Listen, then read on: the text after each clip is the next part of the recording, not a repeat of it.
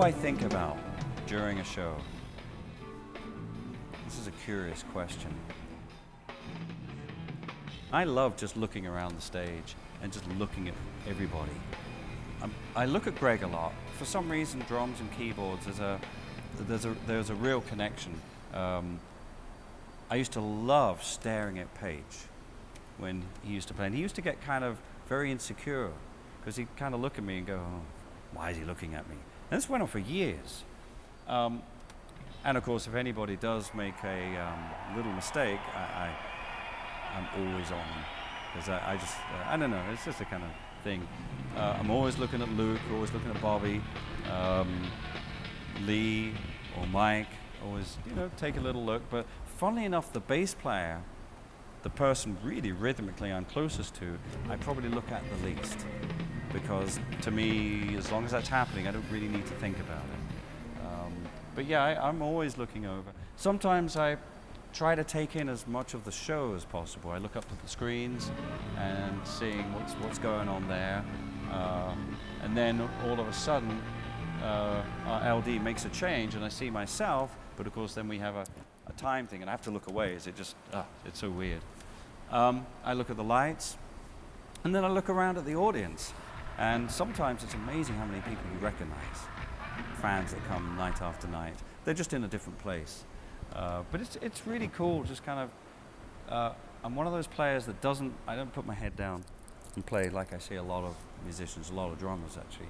I like to kind of look around and see what's happening. I just don't want to miss anything that might be something remarkable that would happen on stage or out front, or there's a lot of little things that maybe the audience don't ever get to see, and Luke turns around to me and is just cracking up because something went down, But sometimes I find it just stuns me where my thought process goes, where the brain goes. And I have to pull myself back occasionally because we're halfway through a song and I'm thinking, hang on, have we done the second chorus yet? That kind of stuff. So I kind of have to just rein my brain back and concentrate. And that's even worse because then I know I'll never concentrate then.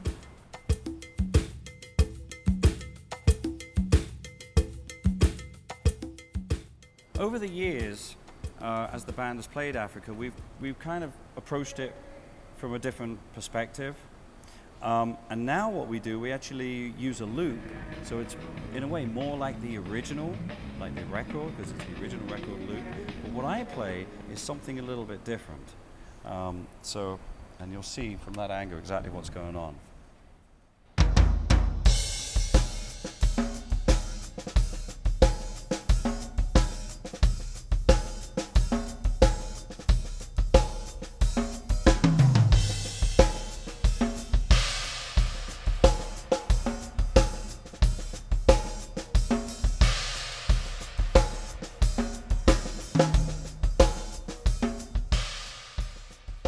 The secret with playing this groove is you have to play it quietly. You don't want to play it too loud because the drums have to sit with the loop. The loop actually occupies almost the front end of the drum kit. I'm almost playing a supportive role to this. So you have to be very sensitive with this groove, and that way it just feels better and it kind of locks in with the loop and makes it more fun for everybody.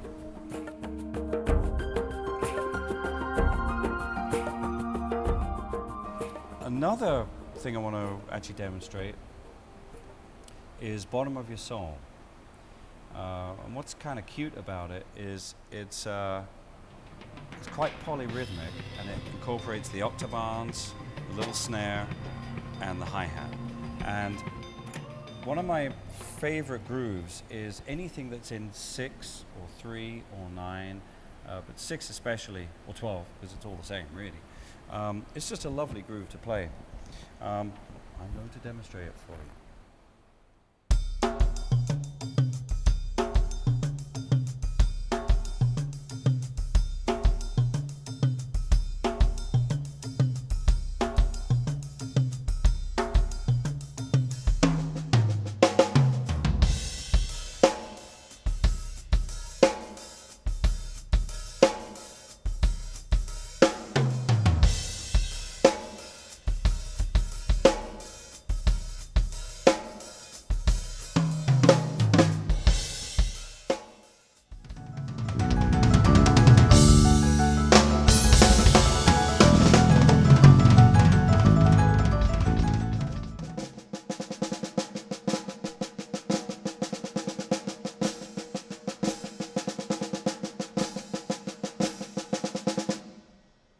most of the times I don't even think about it. I just kind of get to that spot where Greg's horn part finishes, and I think, well, I guess it's time to play a solo now, you know?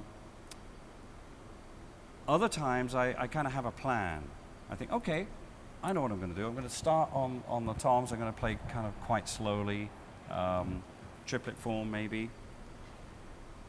And it's funny, I don't know what happens, but I start and it comes out totally different. Not what I planned at all. And I just feel, you know what, with me, some players play, they kind of have it planned out. I just never have it planned out. So I just kind of go where the drums take me. It's a musical thing.